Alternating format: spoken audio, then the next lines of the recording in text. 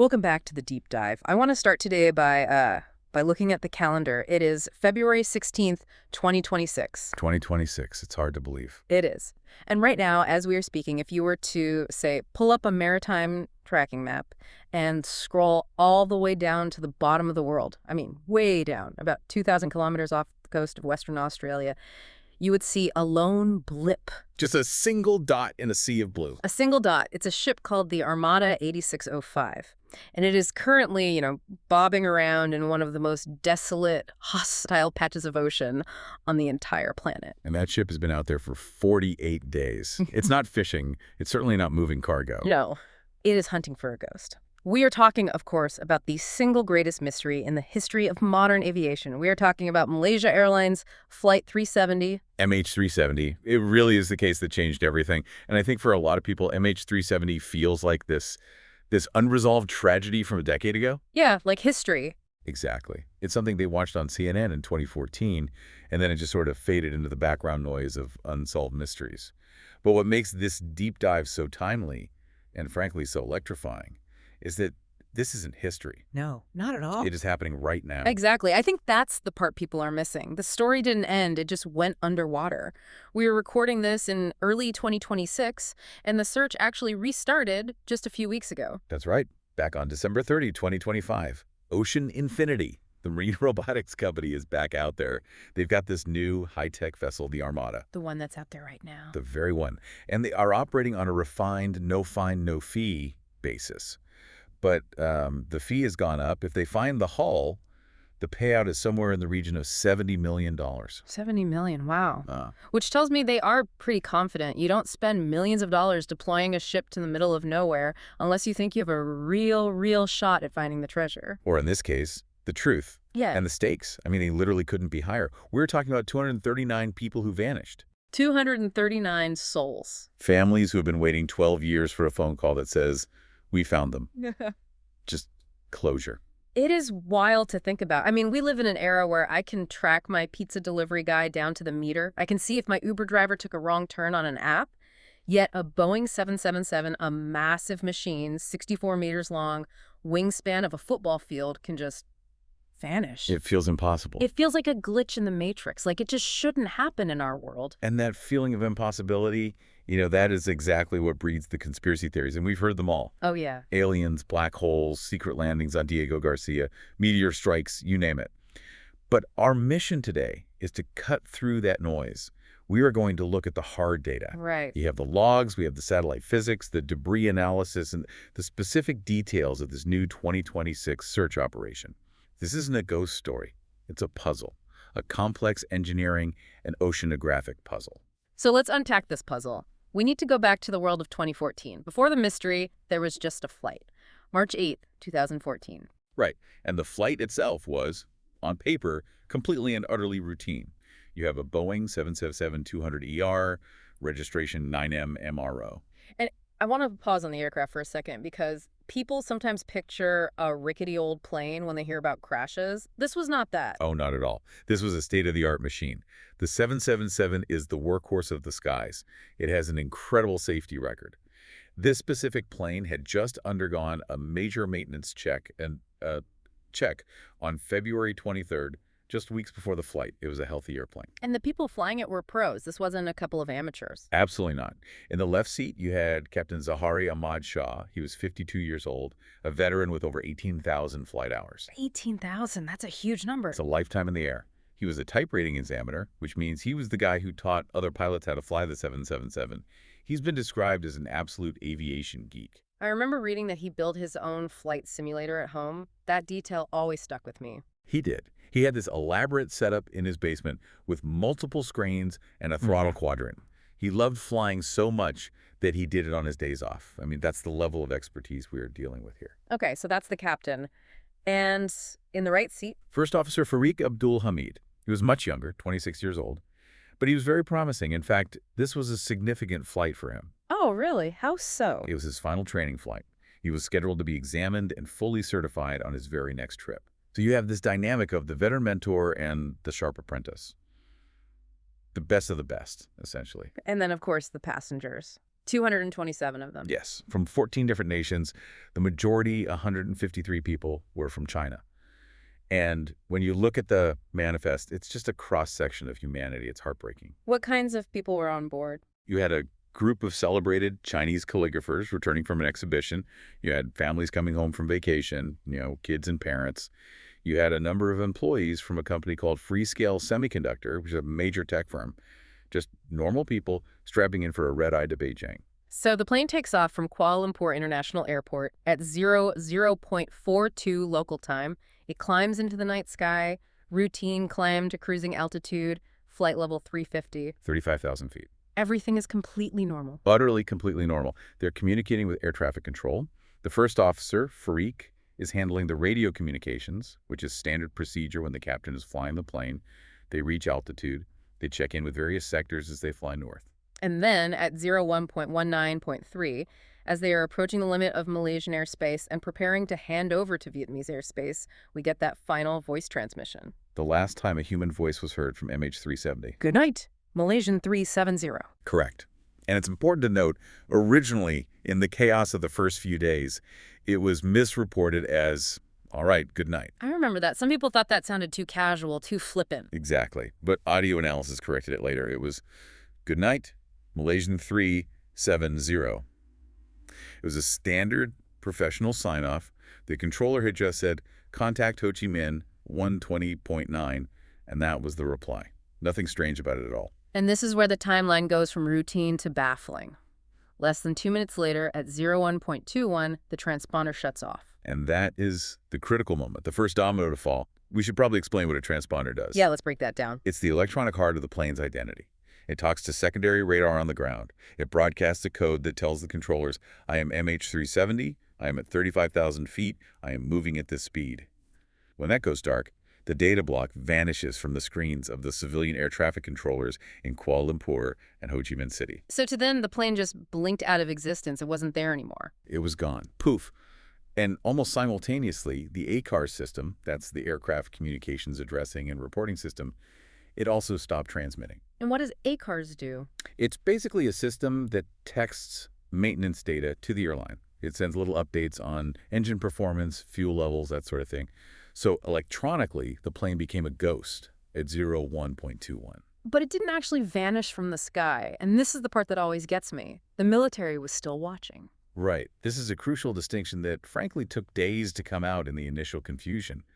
Civilian ATC relies on the plane telling them where it is via the transponder. It's cooperative. Exactly. Military primary radar is different. It's old school. It just bounces radio waves off metal. It doesn't care if your transponder is on or off.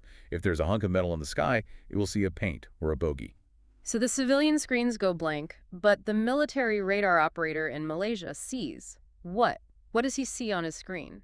They picked up an unidentified aircraft immediately after the transponder cut out, right where MH370 should have been. And what they saw wasn't a crash. It wasn't a mid-air explosion where the debris scatters. No, it stayed together. It stayed together. And they saw the aircraft make a sharp, deliberate turn to the right and then a hard turn back to the west. It pulled a U-turn, a complete 180. Effectively, yes. It flew back over the Malay Peninsula, crossing from the Gulf of Thailand back toward the Strait of Malacca. And this wasn't just aimless drifting. The military radar tracked it, flying past the island of Penang. And it was navigating. This is the key part. This is a huge part of the puzzle. It actually navigated via specific aviation waypoints VAMPI, then MECAR. Let's pause on that. Waypoints. These are like invisible intersections in the sky, right? They're just GPS coordinates. Exactly. They're GPS coordinates that pilots use to build a flight plan in the computer. You don't just happen to fly from VAMPI to MECAR. You have to program that into the flight management computer. Or you have to manually fly the heading to hit them exactly. Which implies intent. It strongly implies intent. It implies a pilot was flying the aircraft. That feels incredibly deliberate. Yeah. You don't accidentally fly a complex zigzag turn back over the country you just left if the plane is on fire or if everyone is passed out from hypoxia. That's the consensus among most investigators, yes. The navigation suggests a conscious, rational choice was made. It was following a highway in the sky, just not the one it was supposed to be on. It was supposed to be going northeast to Beijing. Instead, it was going west, then northwest. This brings up the question everyone asks, and it's bothered me for 12 years. Why didn't the military send jets up? I mean, you have an unidentified heavy aircraft flying across your country in the middle of the night. Isn't that what the Air Force is for? That has been a huge point of contention and, frankly, embarrassment for the Malaysian authorities. I'd imagine. The official explanation from the government was that the radar operators on duty determined the aircraft was non-hostile. Non-hostile! How could they possibly know that? The transponder is off. It's not talking to anyone. Their reasoning was that it was flying like a commercial airliner. It was at a stable commercial altitude, maintaining a steady speed. It wasn't diving. It wasn't flying erratically like a fighter jet might. They made an assumption. They assumed it was just a commercial flight, maybe having radio trouble, or maybe a scheduled flight they forgot about. So they just let it go. They didn't perceive it as a threat, so they didn't scramble interceptors. By the time they realized that, oh wait, MH370 is actually missing, hours had passed. The bird had flown. Unbelievable. So the military tracks it until what time? The last radar contact is at 02.22 local time. At that point, it's 200 nautical miles northwest of Penang, heading out into the Andaman Sea, and then it just flies out of their radar coverage. It goes out of range. And that's it. For a while, that's where the story ended. That is where we enter the dark phase. For days, for over a week, the entire world thought the plane crashed in the South China Sea right where the transponder went off. I remember seeing the satellite images, people online trying to spot debris. Everyone was looking there. Search boats were looking in the wrong ocean. Millions of dollars were spent searching water that the plane hadn't been in for hours. But the plane wasn't down. It was flying. And we know this because of a piece of technology that I think most people had never heard of until this accident. The SDU. The Satellite Data Unit. This is the tech aha moment of the story. Without this unit, without the British company Inmarsat who owned the satellite, we would have absolutely zero idea where the plane went. We'd probably still be looking near Vietnam. Okay, explain this to me like I'm 5. The transponder is off. The ACARS is off. The radios are silent. Why is this SDU thing still talking? So the SDU connects the plane to the satellite network for things like, passenger phone calls and internet data if the airline pays for that service. Now, Malaysia Airlines didn't have the premium subscription for constant tracking data. Right. But the system is designed to essentially check for a heartbeat. It's a failsafe. If the ground station hasn't heard from the plane in a while, it sends a log-on interrogation, which is basically a digital, "Are you there?" It's a little ping. Exactly, just a ping. And even though the specific data transmitting software wasn't active, the SDU hardware itself was powered up. It was on. So when the satellite asked, "Are you there?" the plane's SDU automatically replied, "I'm here." So we have a ghost plane, a zombie plane, flying silent, lights potentially out, but every hour it whispers, "I'm here," to a satellite called Inmarsat 3 F1. Precisely. And this is where the math gets absolutely fascinating. We have 7 of these handshakes, 7 pings. 7 of them? The last one was at 08.19 in the morning, almost 7 hours after the plane disappeared from military radar. 7 hours. It flew for 7 hours after going silent. That means it flew almost as long as the entire flight to Beijing was supposed to take. It flew until it ran out of fuel. Yeah. But, knowing it was flying wasn't enough. They had to figure out where it was flying. And the engineers at Inmarsat did something truly brilliant. They used the physics of the signal itself to reverse engineer the path. This is the BTO and BFO stuff, right? This is where it gets a little technical, but we have to break this down because I feel like this is the key to why we are searching where we are searching today. If we get this part wrong, the whole search is wrong. It is the only key we have. It is the foundation of the entire search. First, there's the burst time offset, or BTO. Okay, BTO. This measures how long the signal took to get from the satellite down to the plane and back up to the satellite.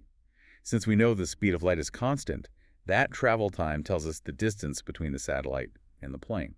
So if the signal takes X milliseconds, the plane must be Y miles away from the satellite's position. Correct. But knowing the distance doesn't give you a single GPS coordinate. It gives you a circle. Yeah. If I tell you I am 10 miles from the Eiffel Tower, I could be north, south, east, or west of it. I'm somewhere on a circle with a 10-mile radius. And the Inmarsat satellite sits in a geostationary orbit over the Indian Ocean. Yes, over the equator. So at each hourly handshake at 3.19, 4.19, 5.19, and so on, we know the plane was somewhere on a specific ring or arc on the Earth's surface. That gives us those famous ping rings or arcs you see on the maps. Right, but an arc covers thousands of miles. It stretched from Kazakhstan in the north all the way down towards Antarctica in the south. It did. It gave them two giant possible corridors, Mm. a northern one over Asia and a southern one over the Indian Ocean. For a while, they didn't know which one it took. And that's where the second metric comes in, the BFO. This is the one that ruled out the north, right? Yes, the burst frequency offset. This is pure genius. It relies on the Doppler shift. Like a train whistle. Exactly like a train whistle. You know how when an ambulance or a train goes past you, the pitch of the siren changes? It goes meow. It sounds high-pitched coming towards you and low-pitched going away. Right. It's compressing the sound waves as it approaches and stretching them as it leaves. Radio waves do the exact same thing. Now, the satellite isn't perfectly still. It has a slight wobble in its orbit, and the plane is moving at 500 miles an hour. By analyzing the tiny, tiny shifts in the frequency of the handshake signal, the pitch of the radio wave, the Inmarsat engineers could determine if the plane was moving relative to the satellite in a way that matched a northern path or a southern path. So they're looking at the change in frequency to determine direction. Yes. And the math, when they crunched the numbers, it wasn't ambiguous. It screamed south. The Doppler shift values they measured fit perfectly with the path flying straight into the vast emptiness of the southern Indian Ocean, a path to absolutely nowhere. Wow. So we have a plane, likely on autopilot, heading south into one of the most remote places on Earth for hours and hours. Until 08.19. What happened at 08.12? that was the seventh and final, but partial, handshake. The analysis suggests that at this point the fuel was exhausted. The two massive Rolls-Royce engines would have flamed out. So They sputtered and died. When the engines die, the main generators die. The SDU loses power. But then there's a last-ditch backup system. The ram air turbine, the RAT likely deployed. the RAT, what's that? It's a small propeller, about the size of a pizza, that drops out of the belly of the plane. It spins in the wind stream as the plane glides, and it generates just enough emergency electricity to power the most essential flight computers and controls. So the plane is falling, but this little propeller gives it a final gasp of electricity. A final gasp. And when that RAID kicked in, the SDU likely rebooted for a moment, sent one last partial logon request, and then complete and final silence. And that leads us to the seventh arc, the line on the globe where the fuel ran out and the plane finally went down. Right. That is the line of probability. And that is where the search began in earnest. Let's talk about that search, because I think it's hard for anyone to truly visualize just how difficult this is. We aren't looking for a set of keys in a swimming pool. We aren't even looking for the Titanic, which we knew roughly where it sank. We are looking for a needle in a haystack, and the haystack is pitch black, miles underwater, and it's sitting on top of a jagged, unexplored mountain range. The search area is in the roaring 40s. Which sounds like a 1920s jazz club, but is actually a terrifying weather phenomenon. It really is. It's the latitude band between 40 and 50 degrees south. There's almost no land mass there to slow the winds down, so they just whip around the globe, creating these massive, relentless swells. We're talking huge waves. The waves can be 20 meters high, 60, 70 feet. The weather is it's brutal. It's some of the worst on the planet. And the ocean floor? It's not flat, Sam, not at all. The area along the seventh arc sits on a massive underwater plateau called the Broken Ridge. It is full of underwater volcanoes, canyons deeper than the Grand Canyon, and sheer cliffs and tectonic rifts. It is rugged, chaotic, unmapped terrain. The first major underwater search, the one led by Australia, Malaysia, and China that ran from 2014 to 2017. It was a massive effort, a heroic effort, really. They covered 120,000 square kilometers, an area the size of Greece. They used sonar devices called towfish that are towed behind ships on kilometers of armored cable. And in doing so, they actually mapped this part of the world for the first time. They did. In fact, the mapping they did was so detailed, they discovered huge geological features we didn't even know existed. They literally rewrote the maps of the deep ocean floor. But they didn't find the plane. That search cost $155 million, the most expensive in aviation history. And when they suspended it in January 2017, it felt like a defeat. It felt like the ocean had won. It was heartbreaking for the families, a total dead end. But the science and the will to find it didn't stop. In 2018, Ocean Infinity stepped in. This is the same company that is back out there now. Right, the private company. A very high-tech private company. They use AAV's autonomous underwater vehicles. Okay, so what's the difference between what they use and what the first search used? Why is it better? The first search used those towfish sonar sleds dragged behind a ship on a very long 10-kilometer cable. It's slow, it's cumbersome, it's hard to maneuver in that terrain. Ocean Infinity uses a fleet of free-swimming drones. Like a pack of robot wolves. That's a great analogy. They're torpedo-shaped robots that swim on their own, untethered, near the bottom. They can launch 8 of them at once from the main ship. They can go deeper, turn faster, scan much more of the bottom with much higher resolution. It's a generational leap in technology. And they had that famous no fine, no fee deal. Which just shows their confidence. They covered another 112,000 square kilometers in just a few months in 2018. They pushed the boundaries of the search area further north along the 7th arc based on refined drift analysis. But again, nothing. It's just maddening. We know it crashed. We have the satellite data. But for the longest time, people were still saying, maybe it didn't crash. Maybe it landed somewhere secretly. But we know that's not true. We know because the ocean started spitting pieces of the plane back at us. The physical evidence. This is absolutely critical. For over a year, from March 2014 to July 2015, there was nothing. Not one single piece. And then a beach cleaner on Reunion Island, which is thousands of miles away from the search zone near Madagascar, found a piece of wing.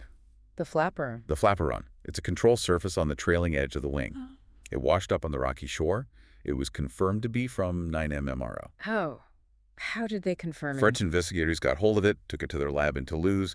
They used a borescope, which is like a tiny medical camera on a flexible wire, and they snaked it inside the structure. And there they found an internal serial number plate. It was a 100% match. The first piece? The first, undeniable physical proof. And here is where it gets really interesting for the biology nerds out there. It was covered in barnacles. Right, the barnacles, I remember this. Specifically, gooseneck barnacles, Lippes anatifera. And barnacles can tell a story. How does that work? They do. They are brilliant little natural clocks. They only grow underwater, and they grow at a specific rate, depending on the water temperature. By analyzing the size, the age, and the chemical composition of the shells of the barnacles attached to the flaperon, researchers could estimate how long the part had been drifting. And it matched. It fit the timeline of the crash perfectly. And more than that, the chemistry of the shells suggested they grew in colder water first, then drifted into warmer water, which perfectly matches a drift path from the southern search zone up towards the equator. There's another huge piece of data confirming the southern route. And it wasn't just the flaperon, right? Other pieces started showing up. Yes. After that first find, debris started washing up all over the coast of East Africa. A stabilizer panel in Mozambique found by an American amateur investigator named Blaine Gibson, who dedicated years of his life to finding debris. Wow. A piece of an engine cowling with a Rolls-Royce logo in South Africa. An outboard flap in Tanzania. In total, more than 30 pieces of suspected or confirmed debris. And all this debris confirms the southern crash site, right? Right. Because of how ocean currents work. Exactly. The CSIRO, that's the Australian National Science Agency, did extensive drift modeling. They effectively built a virtual ocean in a supercomputer. They dropped thousands of virtual pieces of debris in the southern Indian Ocean along the 7th arc and ran the simulation forward. And what happened? The timing and the locations of where the real debris washed up Reunion, Mozambique, Tanzania, matched the computer models perfectly if the crash happened in that southern search zone. It effectively rules out the plane being anywhere else. If it had crashed in the South China Sea, the debris would have washed up in Vietnam or the Philippines, not Mozambique. Okay, so we know it crashed. We know roughly where, somewhere along that incredibly long arc in the middle of nowhere. But the big question, the one that keeps me up at night, is why? Why did it turn? Why did it fly for 7 hours into oblivion? What are the viable theories? Well, the official investigation, the Malaysian Safety Investigation Report from 2018, was famously and frustratingly inconclusive. They couldn't say. They confirmed the turnback was manual. Someone in the cockpit turned that wheel. It was not an autopilot malfunction or a computer glitch, but they could not say who did it or why they did it. Which leaves us with speculation. So let's talk about the theory that gets the most attention. Pilot suicide. This theory centers on Captain Zahari Ahmad Shah.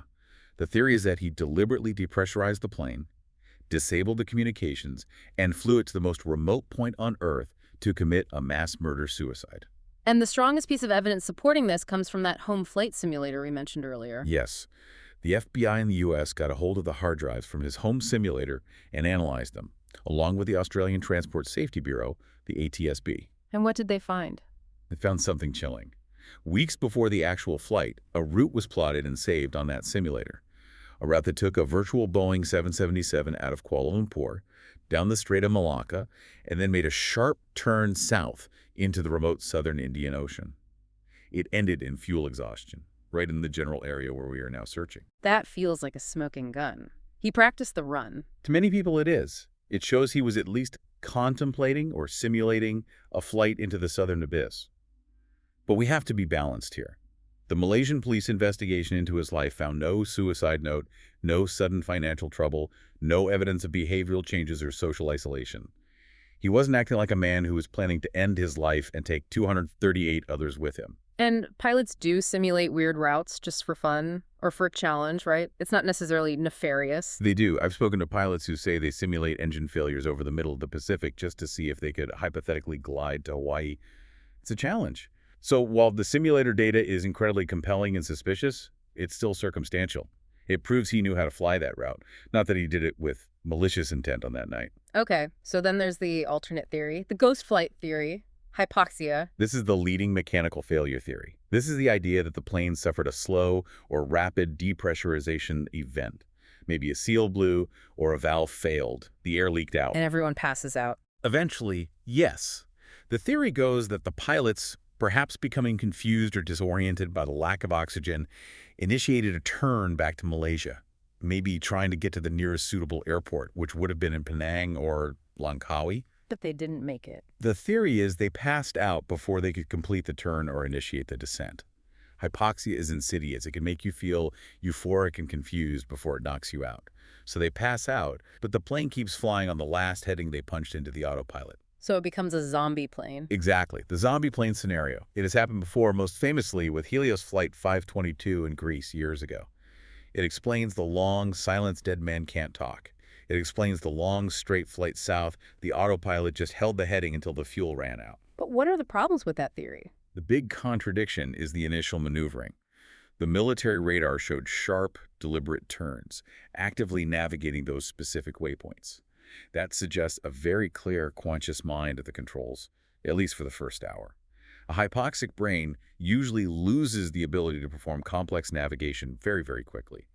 It just doesn't quite fit the data from that first hour. Okay, what about the cargo? I remember hearing a lot about lithium batteries. That's another persistent one. The plane was carrying 221 kilograms of lithium-ion batteries and, somewhat bizarrely, about 4 tons of fresh mangosteens. That is a very weird combination. Batteries and tropical fruit. It is. The theory goes that the batteries caught fire or perhaps reacted with the moisture from the fruit, filling the plane with toxic smoke. The crew, overwhelmed, turned back, passed out from the fumes, and the fire eventually put itself out or just smoldered while the plane flew on autopilot. But fires on planes are usually catastrophic. They bring planes down fast. Very fast. That's the main problem with this theory. A major fire on a plane is a desperate, time-critical emergency. UPS Flight 6 crashed in Dubai just minutes after a battery fire started in its cargo hold. It's very hard to imagine a fire that is powerful enough to knock everyone out, but gentle enough to leave the complex autopilot systems and the control cables perfectly intact for 7 more hours of flight. And there is no evidence of a fire from the data we do have. None. The ACARS data, before it cut out, showed no heat warnings, no smoke alarms from the cargo bay. So it's possible, but there's no evidence to support it. And just to close the loop, I assume we can completely rule out the 2 guys on stolen passports. I remember that being a huge news story in the first week. The Iranians, yes. Interpol investigated them thoroughly, and it turned out to be a sad story, actually. They were just asylum seekers trying to get to Europe to start a new life. They were victims, not terrorists. There were absolutely no links to any terror groups. That was a complete red herring. So we are left with this impossible situation where the pilot suicide theory fits the flight path best, particularly with the simulator data, but it lacks a clear psychological motive. And the mechanical failure or ghost flight theory fits the lack of motive, but it struggles to explain the complex, deliberate flight path at the beginning. That is the stalemate the investigation has been in for a decade. We have 2 puzzle pieces that just don't fit together cleanly. And that is why finding the hull, finding the wreckage is the only way to solve this. We need the black boxes. We need the flight data recorder. Which brings us to today, February 16th, 2026. The search is back on. It is. And this is the most exciting development in years. Back in May of 2024, Ocean Infinity went back to the Malaysian government and proposed a new search. It took a while to get approved. Governments are cautious about spending money and political capital on what many see as a cold case. Sure. But on December 20, 2024, the Malaysian government finally gave the green light. And again, it's no fine, no fee. But the fee has gone up significantly. If they find it, they get up to $70 million. That tells you that Ocean Infinity is pretty confident. They aren't doing this for charity. They are a business. They believe they have new information and know where to look. So why the confidence? What's new? Is it just that they have better robots now? Two things. First, yes, the technology is always improving. The Armada 8605 is a cutting-edge vessel. It's part of their new Armada fleet of robotic ships. The AUVs they are using now are smarter, can stay down longer, and have even better sonar sensors. Yeah. But second, and maybe more importantly, there's new science. This is the Cardiff University study, right? The hydrophones. Yes, this is absolutely fascinating. Researchers at Cardiff University published a study in 2024 analyzing hydrophone data from the night of the crash. And what exactly is a hydrophone? It's basically an underwater microphone. There is a network of them all over the world's oceans, originally set up as part of the Comprehensive Nuclear Test Ban Treaty to listen for illegal nuclear bomb tests. But they also pick up everything else. They hear underwater earthquakes, volcanic eruptions, whale songs, and icebergs cracking. So they think the ocean itself heard the plane crash. That's exactly the theory.